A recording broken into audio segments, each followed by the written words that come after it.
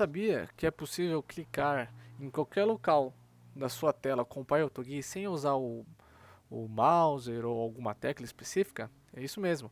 No PyAutoGui nós temos uma opção de tirar um print do local onde a gente quer que clique e passar para ele achar essa imagem e clicar, usando essa linha de código aqui.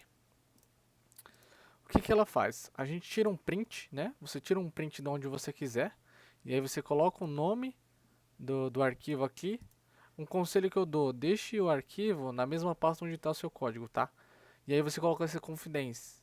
Esse aqui serve para quê? Esse aqui a gente está passando o nível de nitidez para automação, ou seja, eu quero que ele ache essa imagem com 0.7, que é uma das mais altos números, né?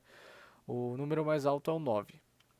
Passando isso aqui, ele vai tentar achar a imagem específica que você diz para ele aqui, né? Beleza. Tudo isso aqui é um loop que eu fiz para ele ficar tentando achar essa imagem. E se ele não conseguir achar, ele vai ficar tentando até que todo esse loop se torne verdadeiro, tá?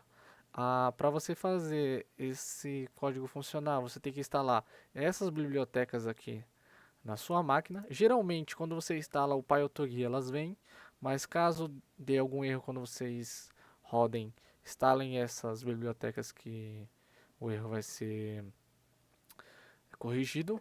E depois de ter instalado, de ter tirado o print e ter colocado o nome dele aqui, você aperta para rodar e a mágica acontece. Tá vendo? Ele clicou lá. Vou fazer mais uma vez. Vou sair aqui e apertar novamente. E é isso. Se gostou, clique e compartilha aí. É nóis, valeu!